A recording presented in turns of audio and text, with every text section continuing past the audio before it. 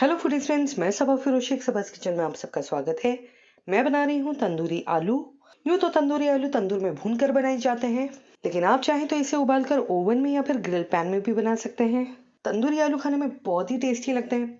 आप इसे रमजान में इफ्तार पार्टी के लिए बना सकते हैं, या फिर बर्थडे पार्टी या फिर किटी पार्टी के लिए भी बना सकते हैं, या फिर घर पर आए मेहमानों के लिए भी बना सकते हैं। तो आइए बनाते हैं तंदूरी आलू। तंदूरी आलू बनाने के लिए मैंने लिए हैं 15 बेबी पोटैटोज, यानी कि जो छोटे साइज के आलू होते हैं उसे मैंने उबाल लिया है। आलू को पूरी तरह से बॉईल ना करें, आलू को थोड़ा सा कच्चा रखना है, तो इसीलिए आप इसे करीब 90% ही बॉईल करें। और फिर आलू बॉईल होने के बाद आलू को छीलकर टूथपिक की सहायता से पूरे आलू पर इस तरह से पियर्सिंग कर लें, जिससे कि मसालों का अच्छे से अंदर तक ये फ्लेवर पहुंच जाता है। तो सभी आलू पर आप इस तरह से पियर्सिंग करके इसे साइड में रख दें और फिर मैरिनेशन बनाने की तैयारी करते हैं। अब एक बड़ी मिक्सिंग बाउल में आधा कप दही ले लें, आधा कप दही जो कि 100 ग्राम है। स्पाइसेस में डालें 1 छोटा चम्मच कश्मीरी लाल मिर्च पाउडर, आधा छोटा चम्मच गरम मसाला पाउडर, 1/4 छोटा चम्मच हल्दी पाउडर, आधा छोटा चम्मच भुना जीरा पाउडर, 2 बड़े चम्मच तंदूरी मसाला पाउडर जो कि आपको रेडीमेड मार्केट में इजीली मिल जाएगा, 1 छोटा चम्मच अदरक लहसुन का पेस्ट, 2 बड़े चम्मच बेसन। नमक आप अपने स्वाद अनुसार ऐड करें, मैं 1 टीस्पून नमक ऐड कर रही हूँ। और फिर ऐड करें 1 छोटे चम्मच नींबू का रस। अगर आपके पास नींबू नहीं है तो आप आधा छोटा चम्मच चाट मसाला भी ऐड कर सकते हैं। तो सभी चीज़ें डालने के बाद सभी चीज़ों को हम अच्छे से मिला लेंगे। और क्योंकि हमने बेसन ऐड किया है तो ध्यान रहे कि मैरिनेशन में बिल्कुल भी लम्स ना रहे, इसलिए सभी चीज़ों को खूब अच्छे से मिलाएं। तो सभी चीज़ों को मिलाने के बाद इसमें 2 बड़े चम्मच सरसों का तेल डालें और फिर सरसों के तेल को भी अच्छे से मिला लें। सरसों के तेल का बहुत ही अच्छा फ्लेवर आता है। अगर आपको सरसों का तेल ना पसंद हो तो जो भी खाने में तेल इस्तेमाल करते हो तो वही तेल ऐड कर लें, या फिर आप बटर ऐड कर सकते हैं। तो लीजिए, मैंने सरसों के तेल को भी अच्छे से मिला लिया है। अब इसमें ऐड कर लेंगे आलू। आलू की क्वांटिटी आप अपने खाने के हिसाब से कम ज़्यादा कर सकते हैं। तो मैरिनेशन में आलू डालने के बाद आलू को अच्छे से मैरिनेट कर लें।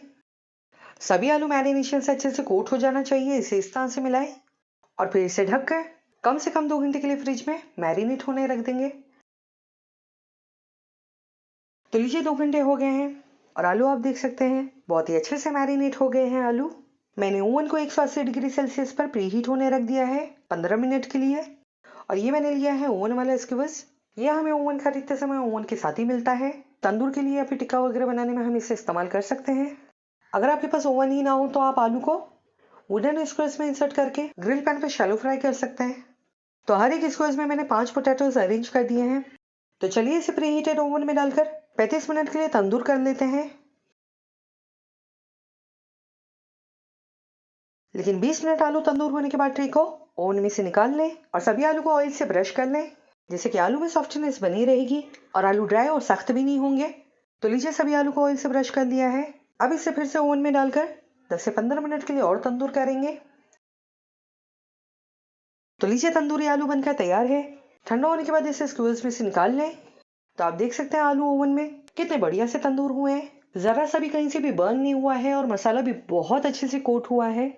अब तंदूरी आलू को बारीक कटी हुई हरे धनिया की पत्तियों से सजाएं और साथ ही स्प्रिंकल करें थोड़ा सा चाट मसाला और फिर सर्व करें हरी धनिया की चटनी के साथ।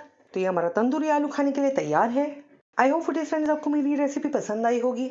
अगर मेरी ये रेसिपी आपको पसंद आई है तो मेरे वीडियो को लाइक करें, शेयर करें, साथ ही मेरे चैनल को सब्सक्राइब करो और बगल में दिए गए बेल आइकन पर क्लिक करना ना भूलें, जिसकी वजह से आपको मेरे आने वाले हर नए वीडियोस की जानकारी नोटिफिकेशन द्वारा मिलती रहेगी। Thank you so much for watching my videos. मिलते हैं अगली वीडियो पर। Bye bye.